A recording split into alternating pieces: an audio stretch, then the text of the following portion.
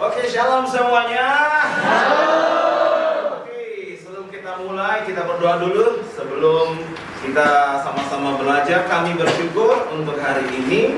Kami akan mulai pembelajaran kami Tuhan tentang mata kuliah Pondok Daud yang direstorasi. Berkati kami semua pembelajaran kami pagi hari ini. Dalam nama Yesus, haleluya, amin. Selamat pagi teman-teman semua. Kepada saudara, hari ini kita akan lanjutkan mata kuliah kita tentang namanya pemulihan Pondok Daud. Ya. Tapi saya percaya saudara-saudara mungkin ada yang pernah dengar, ada yang belum pernah dengar. Tapi saudara, lihat dulu kanan kiri saudara-saudara, teman-teman. Dia bilang sama dia, kita mau belajar hari ini. Jangan ada yang ngantuk ya. Siapa yang setiap hari memuji Tuhan? Saya. Bangun pagi? Saya. Bukan, bangun pagi baca firman. Bangun pagi puji Tuhan. Oke. Biasanya kita diajari oleh demikian ya, oleh orang tua kita, oleh papa mama kita. Nah, tetapi hari ini kita mau belajar lebih dalam lagi dalam mata kuliah ini teman-teman. Kita mau sama-sama pencapaiannya adalah supaya kita tahu mengidentifikasi, kita mampu menganalisa, menelaah dan merumuskan apa sih tabernakel Daud yang dipulihkan. Kan ada 3 tabernakel tuh. Ya, namanya tabernakel Musa di padang gurun, tabernakel Daud dan Salomo di Yerusalem. Apa sih perbedaannya? Sehingga teman-teman itu mampu merumuskan secara teologi dari perjanjian lama dan perjanjian baru. Ya, karena ini menjadi sebuah ayat, menjadi sebuah kekuatan. Nah, rencana pembelajaran kita adalah supaya teman-teman dapat membedakan apa itu tabernakel Musa, tabernakel Daud, dasar teologinya dari perjanjian lama dan perjanjian baru. Nah, ceramah, metode pembelajaran kita ceramah, dan juga nanti kita akan lihat video dulu sebagai penghantar supaya saudara tahu dan mengerti apakah ini menjadi sesuatu yang sangat penting atau biasa. Ya, karena kita katakan aku akan memulihkan Pondok Daud yang telah roboh sebelum kedatangannya yang kedua kali. Nanti ada diskusi teman-teman kalau ada yang ingin bertanya dan seterusnya ya. Jadi kita akan belajar mata kuliah ini dengan baik. Nah, oke, kita akan melihat dulu saudara-saudara, teman-teman, video ya. Ini video dari seorang namanya Dr. Scott Stripling. Ya. Dr. Scott Stripling adalah seorang direktur dari The Shiloh Excavation dari Amerika, arkeologis, yang meneliti. Kalau kita pernah mendengar bahwa ada pemulihan Pondok Daud secara alkitabiah, ini dia meneliti tentang bentuk arkeologisnya. Ada nggak peninggalannya? Ada nggak sejarahnya? Ya, dalam video yang bisa kita lihat di sini teman-teman, ya ini ada 25 menit. Saya hanya bisa meminta teman-teman untuk bisa melihatnya nanti di rumah dalam waktu yang cukup panjang. Oke, saya mungkin videonya perlu waktu sebentar. Kayaknya agak bermasalah sedikit ya. Ini dia, tapi judulnya adalah The Teaching for Truth dari Scott Stripling. Nah, penting kita lihat bahwa tabernakel yang dibangun itu dibangun sesuai dengan rencana Allah di sorga. Jadi kalau kita lihat ukuran, kalau kita lihat bahan dan seterusnya itu memang ada. Tetapi konsep sejatinya itu didirikan oleh Allah sebenarnya dan bukan oleh manusia. Ini dalam Ibrani pasal ke-8 ayat kedua itu tulisannya. Ya, dari video ini yang nanti teman-teman bisa lihat, mungkin karena kemampuan kami internetnya tidak terjadi. Nah, bait Allah seperti tabernakel dibangun atas inisiatif Allah. Ya, jadi terangkan di situ teman-teman. Jadi kalau kita lihat aku akan bangun kembali Pondok Daud yang telah roboh, bukan maunya manusia, tetapi memang menjadi sebuah kehendak dari inisiatif Allah. Ada bayangan kekekalan di dalam tabernakel ini. Karena di situ mewakili apa? Tipologi kerajaan sorga. Nah, dia mau memerintah di bumi. Amin ya. Nah, kita mau belajar bagaimana dalam konsep tabernakel Daud ini yang menjadi bahagian perjanjian lama sekarang dipulihkan dalam perjanjian baru yang akan datang. Tentu dalam bentuk yang berbeda. Ya, nanti kita akan lihat baik-baik, bukan berhenti dalam bangunan fisik yang sudah jadi arkeologi, betul ya? Tetapi dalam bentuk apa? Dalam bentuk yang berbeda. Bukan lagi bentuknya rumah, bentuk fisik, tetapi kehadiran Allah. Kita bicara sesuatu yang lebih daripada fisik dan bangunannya saja. Sampai sini para mahasiswa mengerti? Jadi kita ingin tahu apa sih dasarnya kalau aku akan memulihkan sebelum Yesus datang kali kedua, sebelum akhir dari hidup ini gereja Tuhan, itu harus dipulihkan namanya pondok Daud. Apakah pondok Daud itu rumah, gedung? Nah, kita mau tahu itu teman-teman. Karena ada banyak orang bangun gedung hebat kali. Karena ada banyak orang lakukan sesuatu baik kali. Padahal kata firman Allah, aku akan memulihkan hanya pondok Daud. Dari 3 pondok, hanya pondok Daud yang dipulihkan. Bicara apa? Kan rahasia ini. Ya, ada sesuatu yang menjadi bahagian saya dan saudara yang harus kita mengerti. Nah, teman-teman, ada beberapa hal yang harus kita pelajari. Kita pertama kali lihat dulu namanya isi tabut perjanjian. Kira-kira ada yang tahu isi tabut perjanjian? Terus?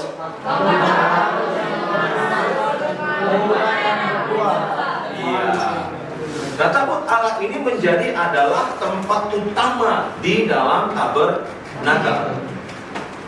Jadi namanya tabernakel, rumah itu teman-teman, itu yang paling utama itu adalah namanya tabut perjanjian. Apa isinya?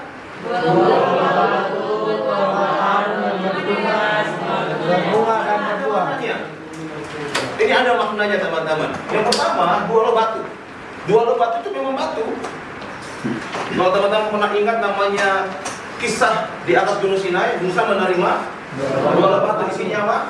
10 perintah Allah yang ditulis oleh Allah sendiri. Betul ya? Nah, itu bicara apa teman-teman? Itu bicara bagaimana bangsa Israel pernah memberontak kepada Tuhan. Bagaimana mereka nggak mampu untuk melakukan hukum Allah. Makanya di dalam yang pertama istilah perjanjian pasti bicara hukum. 2 loh batu. Sampai sini sudah paham? Yang kedua namanya apa? Tongkat batu yang berbunga dan berbuah. Ini bicara apa? Kepemimpinan. Bangsa Israel yang pergi dari Mesir, lalu pergi kemana? Ke tanah Kanaan. Siapa yang pimpin? Musa. Tapi Musa diragukan. Mereka mau memberontak. Emang kamu saja yang jadi pemimpin di antara kami? Akhirnya Musa mengambil sebuah keputusan. Ambil semua tongkat dari para pemimpin. Siapa yang diangkat menjadi pemimpin, itu yang akan bertunas, berbunga dan berbuah. Yang kedua itu bicara namanya pemberontakan kepada kepemimpinan. Itu isi dalam tabut perjanjian. Yang ketiga, isinya adalah mana yang dari sorga. Tahu cerita ini?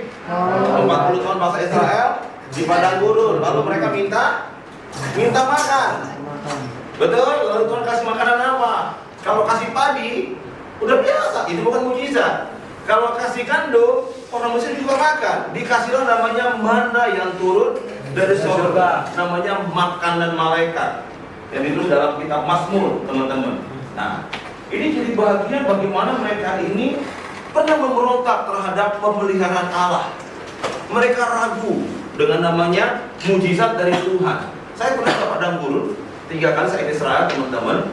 Dan gak mungkin manusia bisa hidup di padang gurun, karena memang bahan makanan atau binatang pun juga tidak bisa hidup di sana terlalu lama.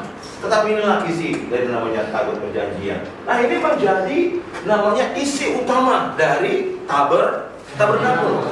Nah, ini apa gambaran? Kira-kira ada yang tahu apa sih makna dari tabut perjanjian kalau dalam tabernakel?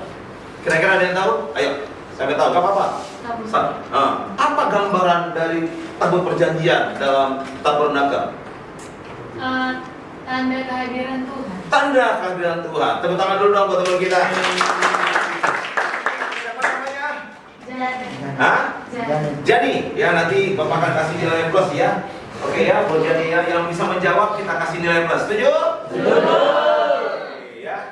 Jadi ya, jadi gambaran adalah kehadiran Tuhan. Ya, bila engkau tak besertaku, aku tak mau berjalan.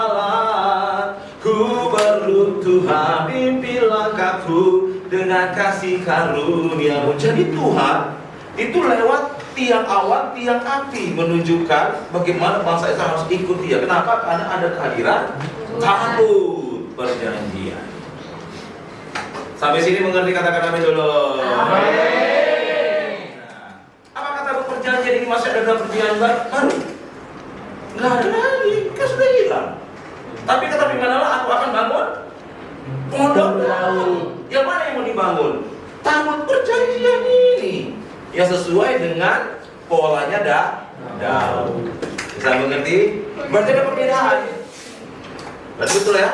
Musa bangun, Salomo bangun, tapi yang dilihat adalah Daud. Berarti ada perbedaan yang sangat signifikan. Aku akan datang, tapi aku pulihkan dulu pondok Daud yang telah roboh ini. Nah, kalau ada pertanyaan langsung aja angkat tangan teman-teman ya, supaya kita bisa mengerti. Nah, ini skemanya teman-teman dari sebuah perjalanan pembelajaran kita hari ini, supaya runtut, supaya kita ngerti. Yang pertama, kita lihat pondok Daud ini bicara apa? Janji. Yang kedua, kualitas punya penyembahan. Kalau terus tidak perjanjian lama, lalu pemulihan dan perjanjian baru dan dampaknya. Oke, Bapak mulai dulu ya. Agak cepat-cepat nggak apa-apa ya. Mulai. Yang pertama, pondok Daud itu dimulai, dibangunnya adalah karena sumpah. Jadi tidak ada firman yang keluar, tidak ada sebuah ketentuan Daud bangun ya, tidak ada. Beda dengan Musa, disuruh bangun. Daud tidak ada. Ya, Mazmur 132 ayat 3 sampai 5. Kita baca yuk, 2-3 ya. Sesungguhnya dia masuk ke dalam kemah kediamanku, dia akan berbaring di atas kuburanku. Sesungguhnya aku tidak mendengarkan kalau dia berdoa sampai aku mendapatkan Tuhan. Jadi pondok Daud, tabernakel Daud jelas, itu lahir dari sebuah janji. Dia bersumpah, aku tidak akan membiarkan kelopak mataku tidur sebelum aku membangun, mendapat tempat untuk Tuhan. Ingat, dalam perjanjian lama, gambaran Tuhan, hadirat Tuhan adalah tabut perjanjian. Jadi bicara apa? Tabut perjanjian. Sampai sini mengerti, katakan amin dulu. Amin. Ya. Jadi kita tahu ternyata bedanya yang pertama, pondok Daud, tabernakel Daud itu ada sebuah janji, sumpah dari seseorang yang mengasihi Tuhan. Kenapa demikian teman-teman? Karena dia lihat selama 40 tahun Raja Saul memerintah, 20 tahun itu tabut perjanjian nggak ada tempat. Tabut perjanjian itu ada di tempat-tempat asing. Dan dia berjanji, waktu aku nanti jadi raja, kalau Tuhan izinkan aku memerintah, aku akan bangun tempat kediaman. Ya, jadi begini teman-teman, tidak mungkin seseorang berjanji tanpa sebuah proses. 20 tahun dia dengar, 20 tahun dia lihat sejarah, dia ambil keputusan untuk membangun tabut perjanjian dalam rumah kediaman. Ada 4 hal yang menjadi dasar untuk kita bisa melihat sebuah namanya tabernakel Daud. Kenapa tabernakel Daud yang dipulihkan? Yang pertama, dari pengajaran Kisah 15 ayat 13-18. Saya baca ya, beberapa ayat saja teman-teman. Hal itu sesuai dengan ucapan para nabi seperti tertulis, aku akan kembali, betul ya, dan membangunkan kembali pondok Daud yang telah roboh, dan reruntuhannya berkembang kembali dan diteguhkan, supaya semua orang yang mencari Tuhan segala bangsa tidak mengenal Allah yang disebut milikku, demikian firman Tuhan yang melakukan semuanya diketahui dari sejak semula. Jadi yang pertama, kita bicara apa? Pengajaran perjanjian baru dulu. Betul kan? Kan Yesus di mana? Perjanjian baru. Jadi kita lihat dulu perjanjian baru. Ternyata kita katakan, aku akan kembali membangun pondok Daud yang telah roboh. Kenapa pondok Daud yang telah roboh yang dibangun oleh Tuhan? Yang kedua, karena itu punya rencana pemulihan. Amos pasal yang ke-13 itu sama. Maka akan waktu ke depan akan dibangun kembali pondok Daud yang telah roboh. Para restorasionis atau mereka yang mengadakan pemurian berpendapat bahwa restorasi dari kemah Daud itu pujian dan penyembahan. Nanti kita lihat buktinya. Nanti setelah ini kita akan lihat benarannya yang dilakukan sepanjang waktu dan mutlak sebagai sesuatu yang harus dilakukan. Eskatologi Kristus, kedatangan Yesus kedua kali, tidak akan sampai tercapai kalau belum digenapi pemulihan pondok Daud.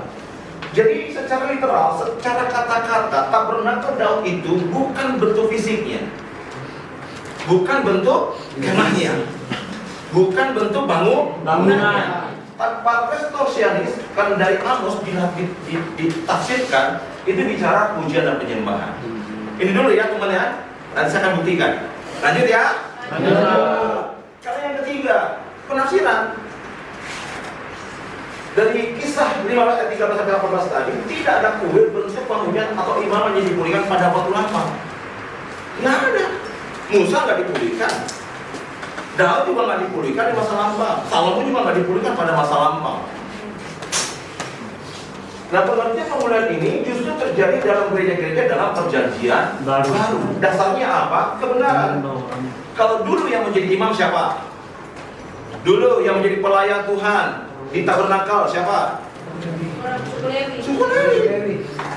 Tetapi sekarang perjanjian baru, kamulah bangsa yang terpilih, imamat yang menjadi bangsa dan kudus. Artinya apa?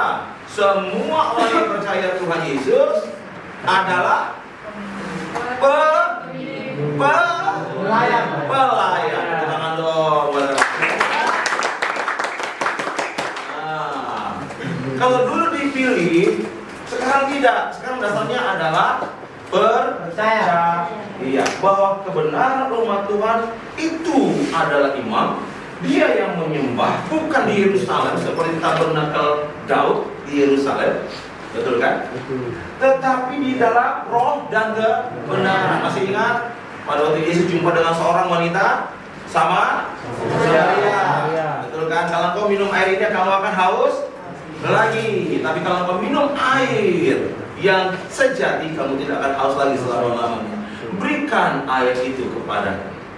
Tapi malah katakan apa? Kamu menyembah di gunung situ, kami menyembah di Yerusalem.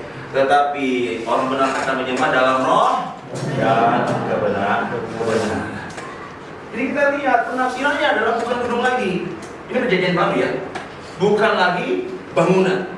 Yang keempat, dasar dari pemulihan pondok Daud yang lahir dari sebuah namanya sumpah. Jika gereja adalah bentuk penggenapan tabernakel Daud, maka penyembahan tabernakel adalah sebuah model. Jadi contoh. Ya, bagaimana perjanjian lama menuju kepada Yesus, betul ya? Ingat, perjanjian lama isinya adalah nubuatan tentang Yesus. Yang kedua, tabernakel Daud adalah penyembahan utama yang diberikan, yang diterima, yang dicontohkan, ditemukan dalam Alkitab. Nanti kita lihat gambarannya. Lalu yang ketiga, penyembahan Daud dipraktikkan pada gereja mula-mula. Yang keempat, pelayanan ibadat tabernakel Daud tidak sembarangan, harus ada persiapan. Karena 24 jam, satu hari mereka memuji menyembah. Dan yang kelima, semua orang dapat memuji Tuhan dengan nyanyian sukacita. Gak ada beda. Mereka hanya pakai kemah. Jadi orang bisa lihat, semua bangsa bisa lihat, semua orang boleh datang, semua orang boleh sujud di sana. Jadi 4 kebenaran dasar kenapa pemulihan tabernakel Daud. Ya, bukan tabernakel yang lain. Skema yang kedua, ternyata tabernakel ini merupakan bentuk dari sebuah pujian penyembahan dalam kekekalan. Ini yang pertama teman-teman, namanya pujian penyembahan di dalam hadirat Allah. Ini tentukan dari Yesaya pasal 6 itu menuju kepada waktu 4 ayat 10. Nanti baca di rumah ya. Ya. Nah, puji-pujian ini adalah dalam bentuk nyanyian dan pengakuan. Yeskiel 28 ayat 38 sampai 47. Di situ ada di dalam tabernakel Daud. Walaupun mereka adalah perjanjian lama, tapi dalam mereka adalah pujian penyembahan di hadirat Allah. Dan itu menjadi sebuah bentuk dinyanyikan, dilakukan sebelum langit dan bumi diciptakan. Artinya apa? Pujian penyembahan memang sudah ada sebelum bumi dan langit dibentuk. Jadi bukan tiba-tiba diadakan dalam tabernakel, tetapi merupakan sebuah gambaran kegagalan. Sudah ada, dibentuklah bumi dan langit, disitulah Tuhan kasih bagaimana kita melakukannya dalam iman. Apalagi kita tulisan Wahyu, segala makhluk memuji dia. 4 makhluk surga, 24 tua beribu-ribu rasa malaikat. Apa yang mereka lakukan di surga? Memuji dan menyembah. Saya mengerti, memahami ya. Kenapa Tuhan memulihkan tabernakel Daud? Pujian banyak. Karena bumi di surga hanya memuji dan menyembah. Yang ketiga, karena waktu teman-teman, apa perbedaan? Oh, kita dulu perbedaannya nih. Tabernakel Musa dan tabernakel Daud. Bedanya tabernakel Daud itu para penyanyi. Kalau ini tidak ada penyanyi, tidak ada semuanya. Tetapi yang tabernakel Daud ada penyanyi, ada iringan musik, ada orang Lewi di hadapan tabut, ada ucapan syukur, ada puji-pujian, sorak-sorai, tari-tarian, mengangkat tangan, sukacita, tepuk tangan, banyak nyanyian mazmur. Sedangkan di dalam tabernakel Musa itu tidak ada atau sedikit sekali. Ini yang membuktikan bagaimana pemulihan tabernakel Daud itu menjadi sebuah janji kebenaran firman Tuhan. Bagaimana karakteristiknya dalam perjanjian lama? Yang pertama, perjanjian baru dapat diakses. Kalau tabernakel Musa, nggak semua orang bisa masuk, hanya orang Lewi dan orang imam besar. Daud tidak. Semua orang boleh akses, bukan masuk ya. Akses, boleh lihat, boleh memuji menyembah di pelataran. Kan cuma 2, ruang pelataran dan ruang kudus. Tidak ada rumah kudus di dalam tabernakel. Saya mengerti ya. Yang kedua, karakteristiknya pujian berlangsung tiap hari 24 jam.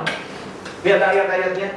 Yang ketiga, di dalam tabernakel itu ada unsur manusia, ada instrumen, perkataan firman dan nubuatan. Yang keempat, sumber bagi pemimpin dan rakyat untuk mendapatkan hikmat. Artinya apa? Mereka datang berdoa di hadapan tabut Allah. Dan yang terakhir, pujian penyembah sebagai alat peperangan. Artinya apa? Sebelum mereka pergi berperang, mereka ke tabut perjanjian memuji namanya menyembah, semangat, kekuatan, berjumpa dan kira-kira dengan Tuhan. Ada kekuatan spiritual ya dalam konteks perjanjian lama, dalam peperangan mereka. Yang keempat, terakhir teman-teman. Kenapa tabut perjanjian? Tabernakel Daud. Yang keempat, karena ada tujuan pemulihan dalam perjanjian yang baru. Yang pertama, saudara-saudara, tabernakel Daud itu menggenapi nubuatan penuaian bangsa-bangsa. Bahwa ada rencana keselamatan bagi seluruh bangsa dan bangsa-bangsa dapat masuk dalam hadiratnya. Di mana bisa masuk dalam hadiratnya kalau bukan di dalam tabernakel Daud? Kan nggak ada jarak tadi. Betul ya? Yang kedua, tujuan tabernakel Daud adalah menyempurnakan pengelolaannya penyembah. Ini banyak ayatnya teman-teman. Ya, tugas teman-teman di rumah nanti untuk apa? Membaca, memberikan resume. Resume itu apa saudara-saudara? Seperti refleksi lah. Oh, ini dia. Ya, kalau Allah bersemayam di hati umatnya dan pujian penyembahan menjadi gaya hidup. Coba gambarkan hari-hari ini. Betul kan? Betul ya. Sekarang kita kayaknya gaya hidup memuji dan menyembah Tuhan. Entah di rumah, entah di gereja, bahkan di dalam kehidupan kuliah kita memuji-muji Tuhan. Gaya hidup saudara-saudara. Yang ketiga, memulihkan 3 pengurapan pelayanan. Tabernakel Daud memulihkan pelayanan kenabian, keimaman dan kerajaan. Ya, gimana kita bisa mendengar suara Tuhan? Bagaimana kita bisa melayani dalam roh dan kebenaran? Bagaimana kita membangun kerajaan? Bagaimana? Pujian dan penyembahan. Kalau saudara mau hidupmu kosong tanpa iman harapan, gak usah pujian dan penyembahan. Tapi kalau kamu dipulihkan, ini ada ayat-ayatnya. Pujian penyembahan dipulihkan, maka kamu akan dengar suara Tuhan, pelayanan, dan juga engkau akan membangun kerajaan. Apa dampaknya? Oke, dampaknya teman-teman adalah penuaian jiwa besar-besar. Yang saya katakan amin dulu. Amin. Pujian penyembahan ada banyak kesaksian. Orang dengarkan pujian penyembahan, mereka bertobat. Kenapa? Karena hadirat Tuhan. Yang kedua, karena percepatan pertumbuhan. Kalau orang sudah memuji dan menyembah Tuhan, itu media kita untuk intim dengan Tuhan. Yang ketiga teman-teman, dampaknya adalah pencurahan Roh Kudus. Karena waktu Yesus datang kali kedua, Roh Kudus tercurah. Amin ya. Amin. Kenapa? Akan menuai jiwa-jiwa.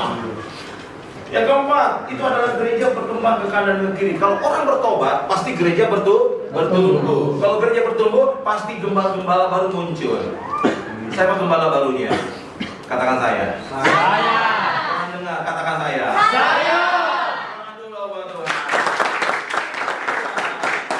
Jadi hari ini pujian penyembahan teman-teman. Belajar dulu dari muda. Daud pujian penyembahan 17 tahun di padang gurun.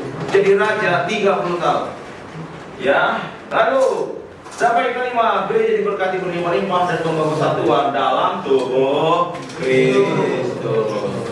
Gak ada kita berbeda dalam doa pujian penyembahan. Betul ya? Mungkin berbeda dalam cara baptisan, mungkin berbeda cara firman, liturgi. Tapi kalau namanya pujian penyembahan, sama kita puji, sama kita menyembah. Oke, ada pertanyaan?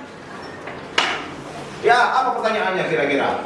Selain beberapa slide sebelumnya terakhir tadi kata Bapak kan pujian penyembahan itu harus menjadi gaya hidup kan. Bagaimana kita mau menjadikan pujian penyembahan itu sebagai gaya hidup? Apa contohnya gitu? Bagaimana kita harus melakukannya gitu? Iya. Jadi bagaimana kita menjadikan pujian penyembahan itu jadi gaya hidup saudara-saudara? Itu memang harus yang pertama diajari. Ya, sama seperti kita dulu belajar membaca, betul? Betul. Nah, pujian penyembahan juga diajari. Karena biasanya kita pujian dan penyembahan itu sebuah hobi. Senang lagu baru di gereja kita bisa memuji namanya penyembah. Tapi nggak jadi gaya hidup. Itu yang pertama diajari. Yang kedua harus ada contoh, teladan. Kalau di keluarga siapa? Papa dan mama kita. Kalau di gereja siapa? Orang lain di gereja. Kalau kita dalam lingkungan komunitas, komsel, teman-teman kita. Ya, yang pertama harus diajari, yang kedua contoh, yang ketiga adalah praktek. Kalau saudara punya contoh, kalau sudah punya orang-orang yang memberi pengajaran, tapi kalau sudah nggak bangun mempraktekannya, maka juga menjadi sia-sia. Amin ya. Jadi tiga ini yang menjadi jawaban ya. Apakah itu harus konsisten Pak dalam melakukan? Ya, bagaimana? Apakah itu harus konsisten? Ya, saya percaya bahwa pujian penyembahan gaya hidup. Ya, ada satu orang katakan begini, kalau engkau melakukan sesuatu berulang-ulang dalam 60 hari, maka engkau akan mendapatkan sifat yang demikian. Ya, 60 hari. Kalau engkau coba baca buku 5 lembar setiap hari selama 60 hari, maka seumur hidup itu akan jadi kebiasaan. Itu dia. Hanya kita nggak bisa jadikan pujian penyembahan gaya hidup karena kita cuma lakukan di hari Minggu, Senin sampai Sabtu kita lupa. Tapi saya percaya kelas ini akan melakukannya tiap hari. Kita maaf ya, saya percaya karena waktu teman-teman baca-baca lagi, kita akan ujian. Tapi sebelum ujian ada pertanyaan tulis, itu dia ya. Jadi kalau saudara tanya jawab pertanyaan tulis ini dalam pertanyaan tulisnya, menurut saudara, apakah penerapan pemulihan Pondok Daud ini dapat dilakukan secara keseluruhan dalam pelayanan gereja? Ya, bisa nggak diterapkan dalam seluruh pelayanan gereja kita? Ibadah raya, komunitas sel, doa puasa, pertemuan doa. Boleh nggak doa punya seperti Daud itu diterapkan dalam gereja kita? Kalau boleh, apa alasannya? Kalau tidak boleh, apa alasannya? Oke ya? Nanti setiap jawaban teman-teman masukkan ke dalam link. Ini linknya ya. Nanti Bapak akan bagikan dalam WA grup kita. Ya. Waktunya Sabtu Minggu dari sekarang. Kali ini kuis ya. Oke. Ada pertanyaan lain? Saya pikir nggak ada dulu. Karena waktu kita sudah habis teman-teman ya. Oke ya. Tetap semangat, tetap luar biasa. Jangan lupa baca buku-buku, jangan lupa tadi lihat video yang saya bagikan linknya supaya kita bisa memahami tentang perendahan. Nanti minggu depan kita akan belajar mendalam dan akan menjawab pertanyaan-pertanyaan saudara. Terima kasih, Tuhan Yesus memberkati kita.